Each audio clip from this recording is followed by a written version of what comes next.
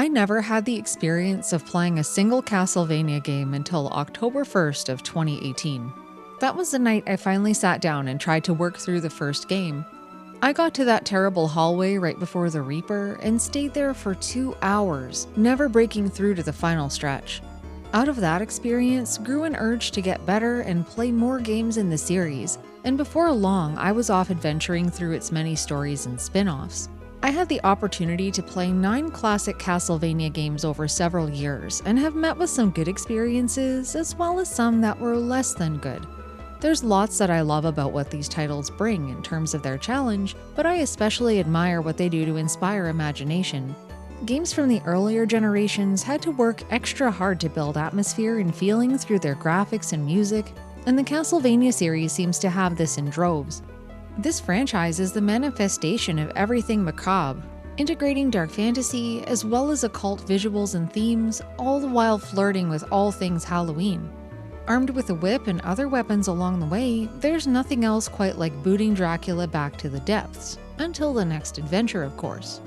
Because I came to this series so late in life, I have absolutely no nostalgia for it, and I thought it might be fun to break down my personal ranking of the Castlevania games I've played so far. I'm only sticking to these ones since the series really took a turn once it hit the 3D era, and transformed even further still once it evolved into exploration-based gameplay. The criteria I'm using to rank these is my personal take on a couple of aspects. I'm looking at how they felt to play, what I thought about the level design, any unique features they may have over other games, and how approachable they were to a casual player like myself. I'm also considering how well they fit into the Castlevania formula that I elaborated on earlier. And just as a warning, I'll be talking about some story spoilers and be showing glimpses of some of the final boss encounters. If you're not looking for spoilers on these games, feel free to click away. Alright, let's get started.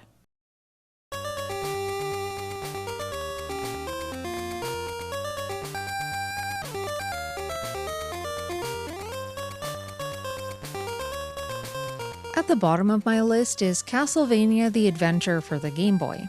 It's down there for a couple of reasons, but first let's cover what I enjoyed. The visuals embody a little bit of what makes a Castlevania game feel like it belongs to the series. It has some of the enemies you'd expect to bump into, like birds and bats, as well as some of the others that would become regulars in the sequel, like the exploding rolling eyeballs called Big Eyes. It also features a guy who whips his enemies to death, but beyond this, there wasn't really much to write home about. A major negative aspect is how empty many of the stages feel. The locations you travel through are familiar enough, with a forest area, as well as plenty of evil buildings filled with traps, but there's not really much to engage with other than candles and an occasional monster. I think this is in part due to a focal shift to precision platforming, as well as some other gimmicks that aren't as prominent in other installments, like crushing ceilings or falling platforms. Sparring with Dracula's minions ended up taking a back seat, and when there's not much to do on a screen other than jump around or climb some ropes, core aspects that would link it to the rest of the series are significantly diminished. There was also a total lack of sub-weapons other than a projectile from a fully powered-up whip, which I felt limited the combat experience a little. I guess if there aren't many enemies to fight to begin with, there wasn't much need for additional flair, but still. Another weak point is the music.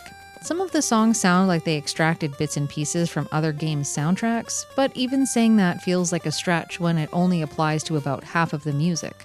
Most of it feels like it should be in a Ninja Turtles game instead. The most egregious part of it all is the controls. This one feels so sluggish. It's hard to imagine unless you felt it for yourself, but everything about the character's movement feels like he's wading through mud. Even the whip feels delayed.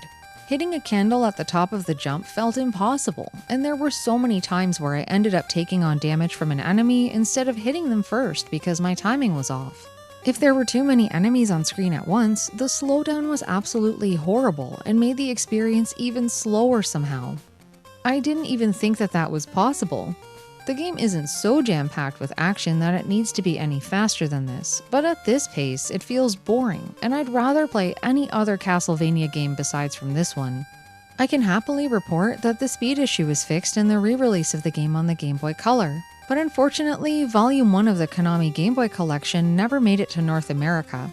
There's also a fantastic WiiWare game called Castlevania The Adventure Rebirth that's worth a look. It's a complete reimagining of the Game Boy game where they fixed just about everything, but the original release remains at the bottom of the barrel for me.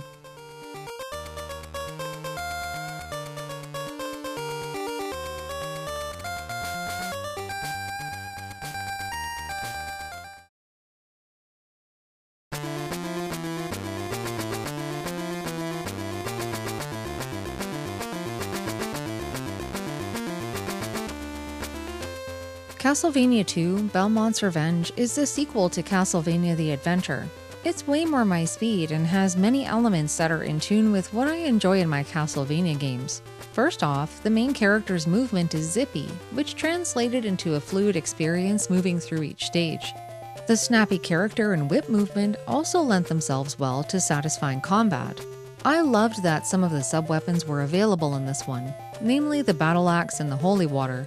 The cross is missing from the North American version, but the whip projectile does a decent enough job at targeting enemies out of the whip's reach here. Belmont's Revenge made good use of the enemy slate from the first Game Boy game, but seemed to do things better. The enemy combinations and how they're integrated into the level layout was thoughtful, like how these big eyes were added to roll along bridges that get broken when they explode, or how Punaguchis were placed in just the right way to disrupt jumping across gaps on moving platforms. These deliberate pairings created some true challenge without pushing the difficulty too far over the top.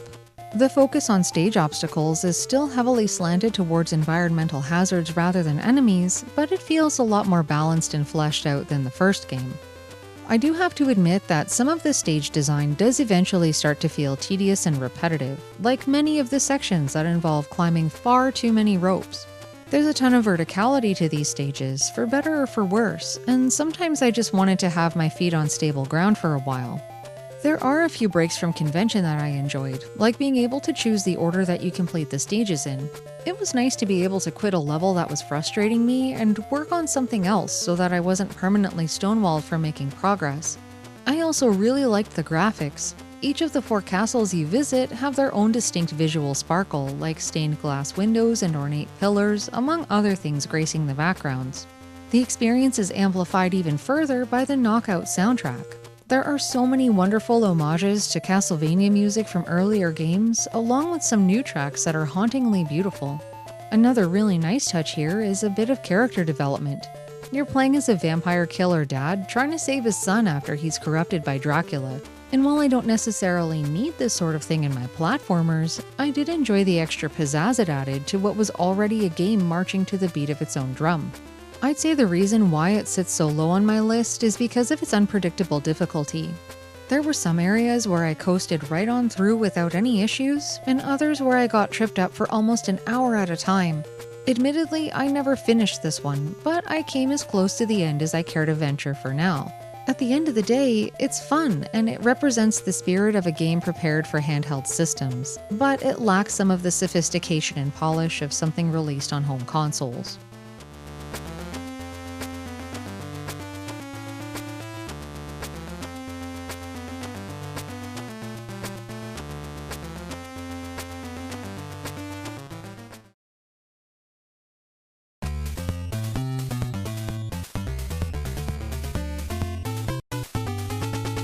Many people consider Castlevania 3: Dracula's Curse to be the penultimate of all the games in the series, but for me, it was a trickle of constant frustration despite it having many features to set up players for a great experience. I'll start out with what I really loved about this one, and first up, the music is undeniably some of the best from the NES era. There were so many callbacks to the first 2 games on the console, as well as some new music that became a staple in the series going forward. It also nailed the monster guest list by inviting the most popular ones to the party, including those pesky Medusa heads, several kinds of skeleton pals, and the Axe Knights. They also introduced the revolutionary idea of secondary characters that you could meet and recruit to take along on the quest with you. Grant, Sypha, and Alucard all have their own unique abilities to exploit and can change your entire approach to the stages or boss fights. I only played through once with Sypha, but I thought it was extremely innovative to have multiple characters that not only play differently, but are also found along meaningful pathway branches. Going in different directions to pick up someone else means that you get new stages to try, and playing through only once means that you haven't seen the entire game yet. It's a great reason to go back and see more of the sights, or even to try to challenge yourself by flying solo and leaving comrades behind when they ask to join. I'm nowhere near that excited about Castlevania 3 to try this for myself, but I know a lot of people who revel in this sort of thing. Even with all this going for it, there's something about this one that feels mean-spirited. No game from this series would ever be considered easy the first time through, but there was a lot about this one that felt deliberately trolly and consequently unfair. A lot of it had to do with nefarious enemy placement and at times the layout of some of the stages. I could list off many examples of times where I was stuck in a level for what felt like forever because I needed to be perfect, but wasn't able to execute it all well enough in a single run. There's the classic example of bats or birds spawning in your face while jumping to safety, or not having any room to jump to a platform that an enemy's walking around on without getting knocked back into a pit. A lot of times I was outdone in both range and speed by way too many things on the screen at once, and I usually didn't have a chance to get my bearings before I was crumpled over with another death on the counter. I realize that this kind of thing is rife in every Castlevania game, but here it's excessive. The game forces you to buckle down and memorize the stages, including the enemy spawns, if you want any hope of seeing the end of them. And no two runs through a level are ever quite the same twice, since enemies have a degree of randomness to their actions.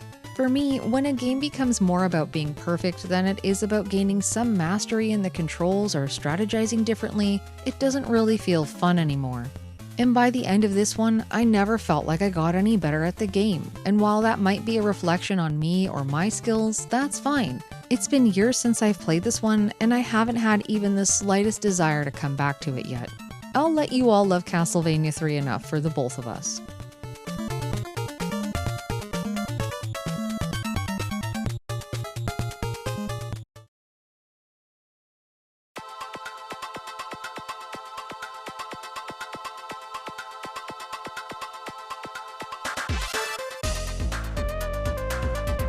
I heard nothing but bad things about Castlevania Dracula X before I picked it up, but I don't necessarily agree with the vitriol this one gets.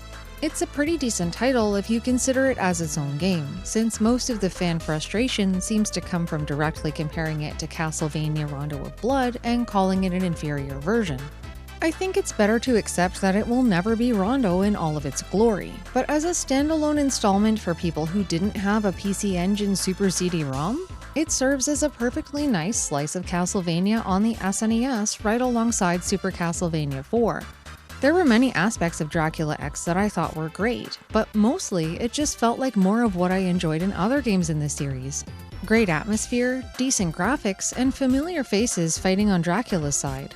It even inserts some extra replay value with branching paths in a few spots.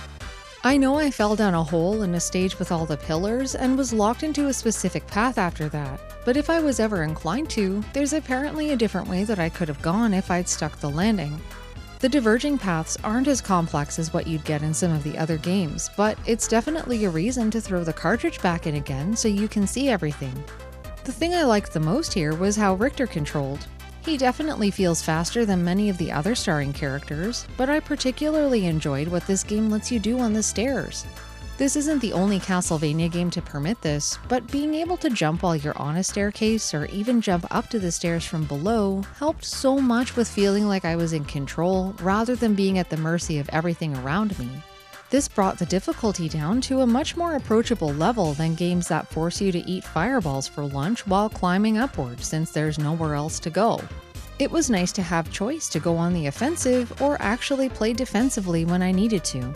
Now, while I have lots of praise for Dracula X, where it all fell apart for me was the final boss fight. My first time through, I spent about 8 hours total getting to the end, and 3 of those hours were trying to beat Dracula's multiple forms in the final showdown. That room's design was the problem. It was impossible to get aggressive here, because missing a jump meant instant death, and Dracula could spawn anywhere at all on the screen, including on top of you. After a while, the game convinced me that it would be best if I just stood still. I found a place where I could dodge if I needed to, and reliably land attacks, but that meant that I was waiting around for Dracula for a long time. The battle arena is actually quite big, and while Dracula's immortal, I'm not. He spent an awful long time anywhere else but near me, making each attempt agonizingly long. Maybe his strategy was hoping Richter or the player would die of natural causes. This is further supported by the fact that there was no timer, which was actually a huge relief. I don't know if I would have been able to beat the game with one ticking down on me. To be clear, I don't feel like the final fight in these games should be easy by any means, but having a more contained battle area with less instant death opportunities might have made the last stretch feel fairer and by extension more fun. As it stands, this whole section sucked the wind out of my sails and made the end of the game drag on, despite the experience being very fun up until that point.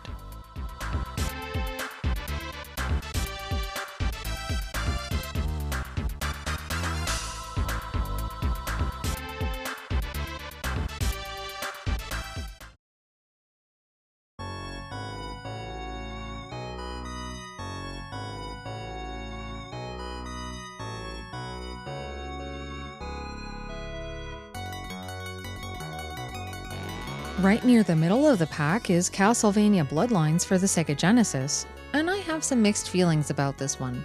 It's a wonderful jaunt in terms of its gameplay and character control, but there are several aspects that just don't sit right with me.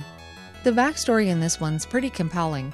You get to play as the descendant of the last man to kill Dracula, or his best friend who also has business with the Count if you'd rather. I tried this game out as both characters and vastly preferred John Morris with his weird blue jeans and knee-high boots. Eric Lacard was neat and all, but his lack of whip and super jump ability didn't really cut it for me. I'm not a whip purist or anything, but I didn't like how the spear felt to play with compared to John's weapon. I thought it was really cool that some of the level paths were altered depending on who you chose to play as, but the instances were so infrequent that I wasn't compelled to play through twice with both characters. I only ended up finishing the game with John. Something that got under my skin a bit was that the level settings don't really feel Castlevania to me. The plot follows John or Eric around Europe to many locations that are either real or made-up sites and landmarks of our very own Earth. I know that most Castlevania games take place in and around Transylvania, which is also a real place, but in those games, it's almost like the levels exist in an alternate fantasy reality. In Bloodlines, all of this European sightseeing ripped me straight out of the immersion I can usually easily achieve while playing other installments in the series. Fighting Medusa heads while climbing the actual Leaning Tower of Pisa, or fending off helmeted skeletons at a German munitions factory, didn't have the same spooky feeling I get from battling through an unnamed castle with stained glass windows or a crusty old mansion with haunted furniture. This might be more of a personal preference, but this really affected my ability to get into the game. A couple of the bosses were also just bizarre. I sat there with my jaw on the floor the first time I witnessed the Gear Man throwing himself around and crawling across the floor like a maniac, wondering if I was still playing a Castlevania game. The big rock guy who has a nubbin that you expose and explode was a cool fight concept, but killing him made me feel so guilty. The way he looks like he hurts when you hit him broke my heart, and I much prefer games where I can destroy and maim indiscriminately. Not all bosses stuck out to me like these ones did, and there were still quite a few encounters that I liked. The new take on the fight with death and the near-constant flow of familiar mini-bosses were awesome, but what I liked even more than those were the regular enemies. There are so many different varieties of the usual bunch here, and the fantastic character movement and range of choice in weaponry made combat a joy. The skeleton enemies are my favorites in these games, and the variety of types here is almost as diverse as the skins of the people that once housed them inside. There were a few new faces here as well, like the water-summoning sorcerer that drowned me the first time I met him, or the evil plants that mess with your controls. The range was admirable, and certainly made this an eccentric experience. I think the biggest thing that I disliked apart from not being able to sink into the setting was the lack of unlimited continues. As I mentioned earlier, there's no game in this series that's easy, and Castlevania Bloodlines is no exception. When I played this, I didn't realize that your passwords incorporated how many continues are left until I was facing down the final stretch of the game with one life to my name. By that point, I was set on seeing things through rather than starting over and trying to get back there with more continues and lives, and my playthrough quickly turned into a war of attrition. I had a single treacherous one-up to grab and an unbreakable determination, but if you asked me these days, I don't have much good to say about all the times I had to replay that broken glass level with the upside-down parts before I finally got the win. It took me a long time and a ton of practice to be able to get through not only that, but the boss rush that follows.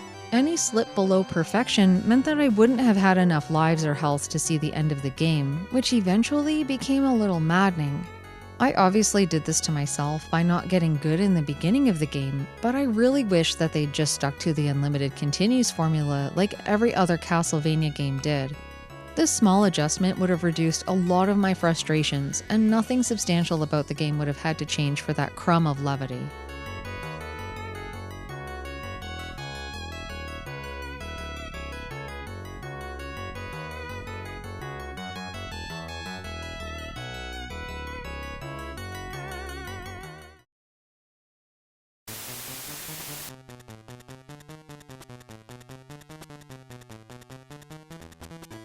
We interrupt your regularly scheduled programming to relay a message from the Kid Dracula Revisionist Club.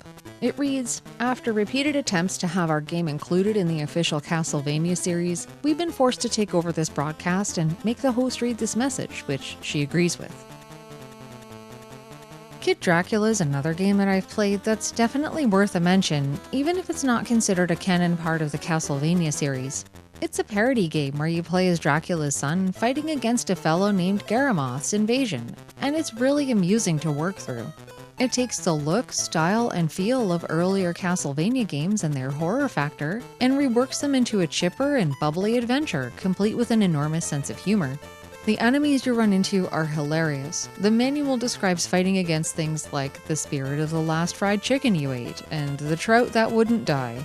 These touches, along with a lighthearted aesthetic and quirky soundtrack, made it something I couldn't stop smiling at the entire time I was playing. I think my favorite feature here is how the young vampire gains additional abilities that keep the game feeling fresh and new the whole way through.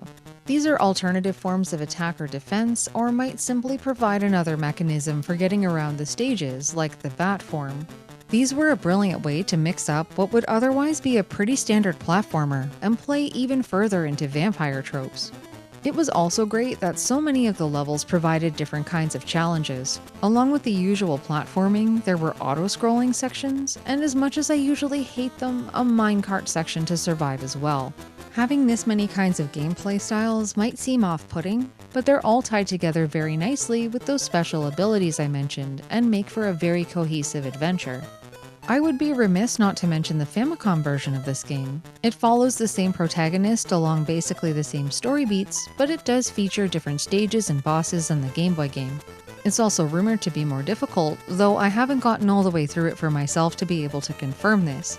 Either way, Kid Dracula on the Game Boy has its fair share of challenging sections and a couple of fiddly boss fights, but overall it's some jovial gaming that shouldn't be missed. And now, back to our regularly scheduled programming.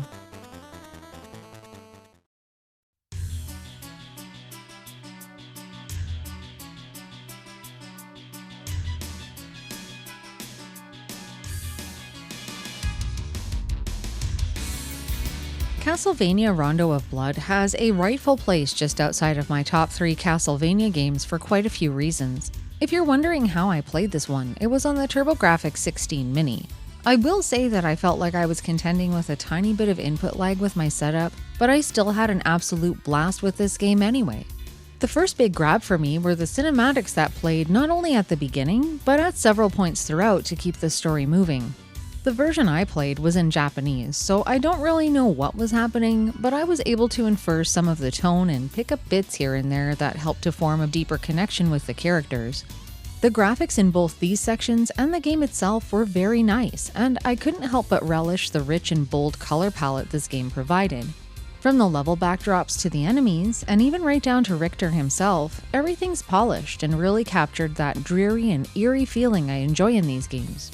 Even many of the undead enemies felt very much alive, with all of their frames of animation, and their personalities shone through a little as well. The designers went overboard with the gore and guts, especially when Richter lets out his death scream as he dies and becomes inside out. I liked it very much. I was a bit hit and miss on the music. All the tunes themselves are great and definitely have a lot of momentum in them to get you pumped up for the whip fest, but the instrumentation was occasionally a bit jarring. I suppose it comes back around to the idea of getting immersed in a game's world. The songs that featured guitars and drums rocking out pulled me out of the experience more than some of the more consistent sounding soundtracks in other games did. A lot of the music here felt like it belonged to a jazzy nightclub band rather than a Castlevania game. It was fine, but some of the tracks didn't exactly feel like they fit the timbre of the series. They were definitely reaching for more of a heavy metal vibe rather than a classical or orchestral sound. Richter controls wonderfully here, despite that bit of input lag I mentioned. I feel like any problems I had connecting my hits with enemies or landing my jumps was entirely due to playing this on the TG16 Mini, because I had absolutely no issues with control when I played Dracula X. I also played through Rondo of Blood without any guides or spoilers permitted, and funny enough, I completely missed all of the side characters on my first run through. I left Maria alone in a closet somewhere, and since I had no idea that she or any of the characters you can find were even there to begin with, I finished my first playthrough with only Richter. One of my favorite aspects of this game was eventually going back to save Maria and replaying some of the alternative stages with her. She was so much fun to fight as, feeling so much more nimble and fast compared to Richter. She was also incredibly overpowered in many ways that brought a totally different feel to the gameplay. I haven't had a chance to finish it with her yet, but what I played was definitely great.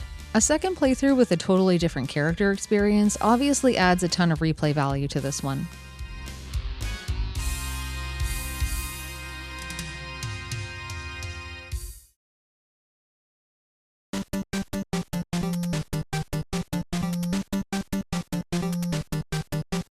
You would think that the original Castlevania would fall lower on my list because it's the first game, and firsts can potentially feel a bit bare bones or dated compared to newer releases. The fact that it came first actually means something really important to me.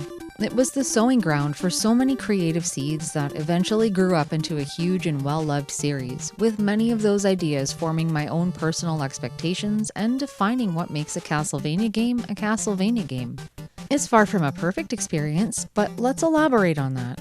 I think Castlevania 1 is the perfect length. It's extremely short if you're really good at it, but for someone like me who still falls victim to its pitfalls and gets totally derailed if the holy water is lost, it takes up just the right amount of time.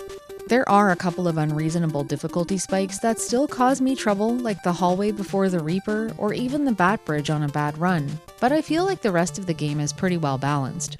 Most of my deaths came from getting knocked back into pits rather than from direct enemy assaults, at least until the later stages where things take away huge chunks of health when they hit you. The one thing I would change about the gameplay is the same thing everyone else would like to: the knockback. It can feel really unfair sometimes, but I feel like the stages were short enough that I could remember where those trouble spots were, anticipate them, and eventually work around them. The bosses can wreak some serious havoc if you're missing out on certain advantages like the ideal sub-weapons or multipliers. In many cases though, there's nothing that's impossible with some practice. If I had to call out an exception to this, it's the fight with Death. His defeat not only takes skill, but also luck if you don't have the holy water to stunlock him. This particular showdown with the Reaper was the most difficult one in the entire series for me, apart from the fight in Rondo of Blood. I can't even remember hearing kids in the schoolyard being more afraid of the Reaper than Dracula himself. It was a run killer just as much back then as it is now for people discovering the game for the first time. I really love Castlevania 1's simplicity. There aren't any frills here like the powered-up sub-weapons or alternative characters to play as, but I feel like it has everything it needs to be fun. It does the basics very well, and I honestly enjoy how refreshing it feels to go back to the fundamentals after dabbling in some of the later games. This one's so straightforward that I was actually able to get through the entire thing one time when my NES's graphics were completely corrupted. Of all of the games on this list, this one is the one I come back to the most often. While it's obviously flawed in many ways, there's something about it that just feels so good to revisit regularly.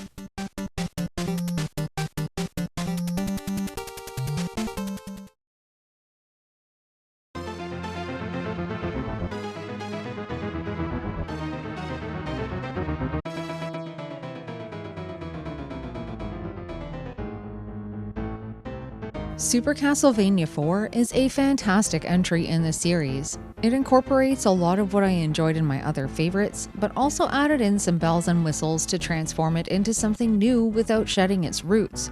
The horror visuals here were head and shoulders above the other games in many ways. Much of the backdrop comes alive and occasionally tries to kill you, like haunted pictures, the floating books, and even the carpet bumps that attempt to drive your head through the spikes above. Everything is playfully haunted, and I felt along with all the classic enemies making a triumphant return, as well as some fresh ones, it solidified this game as a complete package in the visual aesthetic department. The music repertoire was interesting. As expected, there were some great renditions of music from the NES trilogy, but some of the songs had an almost uncomfortable quality to them. They felt unsettling to listen to, almost like that feeling you get when you walk through a liminal space. It went hand in hand with that Castlevania feeling, ranging from light to intense without anything standing out in a bad way. My only very small gripe is that I found some of the sound effects a bit grating. The whip noise is so shrill, and since someone pointed it out to me, these spears falling sounds like Emperor Palpatine from Star Wars saying, "Do it." I can't hear anything else when I see this level being played. You're welcome. I would definitely say that this game feels more approachable than most of the others on this list, and that it leans towards the fairer side in terms of its difficulty. This has a lot to do with the tight controls, since Simon's movements are very quick and responsive. His sprite is enormous, like a lot of other SNES main characters are, but it was rare that I ever felt like a huge target and was unable to get away from my enemies. The changes they made to the whip imparted so much versatility on the gameplay. You can whip straight up or even diagonally to address all enemies around you instead of only being able to attack directly in front of you. And if you're feeling fancy, you can just wiggle the whip freely to address projectiles or even stun things nearby to buy some time. I don't feel like these additions stripped too much difficulty from the experience, since there are still many challenges to face, including the bosses. Having more whip range just gave me some confidence. It made me feel like I actually had a chance to fight back, and that my fate wasn't sealed whenever there was a fireball, bone, or axe coming my way near a pit or a staircase. A major improvement was how generous some of the checkpoints were, especially leading up to the final boss. It almost felt like the devs wanted me to see the end of this one. How much wall meat was available was also just plain astonishing. I don't think any other game healed me as much as this one did, to the point where Dracula couldn't even resist. Maybe that was Dracula's way of ensuring that Simon's blood is full of protein when he finally gets to sink his teeth into him. I also really liked how well the stages flowed, in part due to some new mechanics that spice up the gameplay, like the ability to swing around with the whip. Occasionally, this was also an option in Castlevania Bloodlines if you played as John Morris, but it's a staple for getting around in Castlevania 4. The whip truly felt like a magical item in this game. It's used to reach faraway platforms or even ascend to new areas, and at the very least, it freshened up the familiar formula of stairs, stairs, and more stairs. Other than a couple of areas that took some serious practice to get down, I haven't encountered a game that's felt as balanced and as fair as this one was, which is why it sits just outside of the top of my list.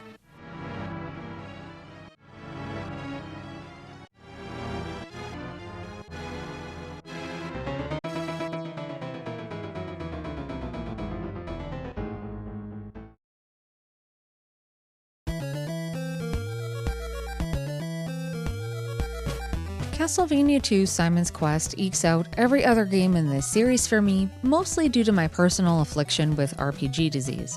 I adore a side-scrolling action-adventure game, especially when they're rife with RPG elements. Simon's Quest essentially scooped up all of the great things that worked well in some of my favorite games, and then remolded it all around an adventure plot with an experience system, towns to visit, and some brain-tickling problems to figure out. What could possibly go wrong? Well, it's hard to ignore the not-so-great original translation when it comes to the hints and prompts you collect. On the bright side, the manual does at least bother to tell you that townspeople will lie to you so that you don't waste too much time. This is better than some of the games I've slogged through where important characters fib right to your face and you have no idea until you've wasted several hours chasing down false leads. Apart from a few things I was already spoiled on coming into this game, like kneeling at the cliff to catch a ride on a tornado, there weren't too many times that I got completely stuck. I wanted to try to figure most things out for myself, and while I was able to do about 90% of that on my own, I did occasionally need a nudge. Since I didn't get to play this until I was an adult, I completely missed out on the way that many people got to run through Simon's Quest their first time with Nintendo Power safe in hand. I wish I'd gotten to experience that kind of supplementary material for myself back then, but I guess that's what happens when you're late to the party.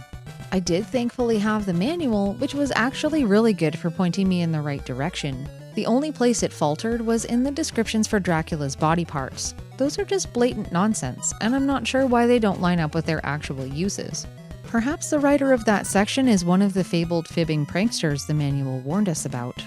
The character control feels perfect. Making some of the tougher jumps definitely had me clenching, but things mostly felt great. I loved just how much some of the RPG elements added to the gameplay, like permanent upgrades for the whip, as well as having a large arsenal of sub-weapons to use anytime I liked and as much as I liked. I will admit that I could have done without falling through the invisible holes in the floor so often. As good as the music was, sometimes it was hard to hear over all of the breaking glass from the holy water I was constantly throwing around to try to avoid this. Exploring the world was a delightful time. There were very clear dead ends that you couldn't bypass without certain items, but the world wasn't so large that I ever got off track too far for too long. The day and night cycle with its imposed changes in enemy difficulty brought a unique flair to combat that no other game in the series has replicated since. It creates a sense of urgency to keep moving at all times, which lends itself well to something else that elevates Simon's Quest in my books: the atmosphere. You're playing as a character who is days away from death after getting Dracula-itis, and he certainly looks the part. The dreariness of Simon's death sentence lest he succeed is also observable in much of the game's visual presentation. So many of the environments you travel through are tired and poisoned, like the troubled forests or the festering swamps. And let's not forget to account for how much the same familiar monsters add to the experience too. There is no other game that I've played in this series that captures the essence of Castlevania this well. The difficulty here is a bit on the easier side compared to the other games, but I didn't mind that one bit. It's approachable, it's fun, the music's fantastic, and there's absolutely nothing I'd like more than to sit down and experience it all over again for the first time. But alas.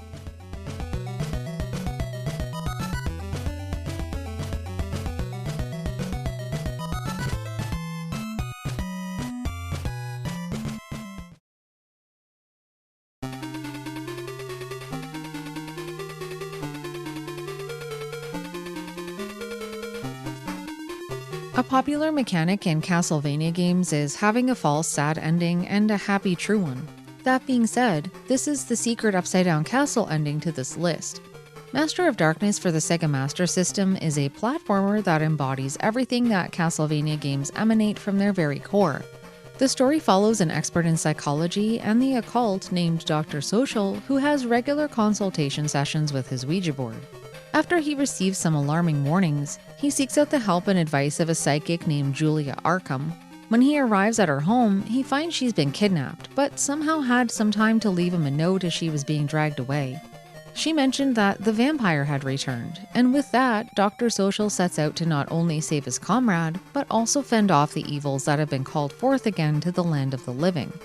The manual insists that Dr. Social won't be satisfied until he saves Miss Arkham and stops the killings. The stages see our hero traveling through many familiar scenes, like a forest as well as a castle. He also visits a museum and a laboratory that looks like it's been run by a warlock, and each of these areas are filled to the brim with baddies being influenced by Dracula himself. The enemies here are all of the same regular customers: mean owls that swoop down from trees, skeleton fighters, knights, ghosts, possessed civilians, and even some angry furniture. The combat is a little slow-paced compared to some Castlevania games, but it has some interesting mechanics. Dr. Social can wield several kinds of weapons that vary in their range and strength, and also carry a number of projectile sub-weapons that cater to whatever your style is. I really enjoyed this aspect and quickly discovered my favorite combination to use. The game is also generous with healing opportunities. Wall juice is available in some breakable spots and recovers quite a bit of health, and trust me, you'll need all the health you can get. Even though there aren't many stages to work through, they're quite long and do have some pretty demanding boss fights to conquer at the end. I especially enjoyed how often the story is pushed to the forefront, with great cutscenes describing how the narrative is unfolding, as well as many opportunities for our protagonist to have words with the bosses he's about to face off with. This doesn't lead to a ton of character development, but it does really help to build up the world we're trying to save in this adventure. And now, a word from the epilogue. With the rising sun, the darkness began to change to light. Social reached the top of a small ridge and stopped. He looked at the outside of Castle Dracula at last. This was Transylvania, just as Count Masson had described it. The scenery was very unlike that of his native land. The rays of the sun were blocked out by a dark cloud, surely an effect of the magic spell. As the dust cleared, the once solid castle could be seen in ruins. Social descended the mountain and found a road leading to town. Jonathan Harker had given him directions so he could return to England safely. Thanks to Social, London was free from the curse of the vampire, and people could at last walk at night without fear. Now we have electric lights to help us feel safe. It seems as if the horrors of the past will finally fade away, but we must never forget Dracula's curse cannot be lifted. Dracula may return. The full moon still troubles the human heart. You must always be careful when walking at night, when the full moon shines. Happy Halloween, everyone!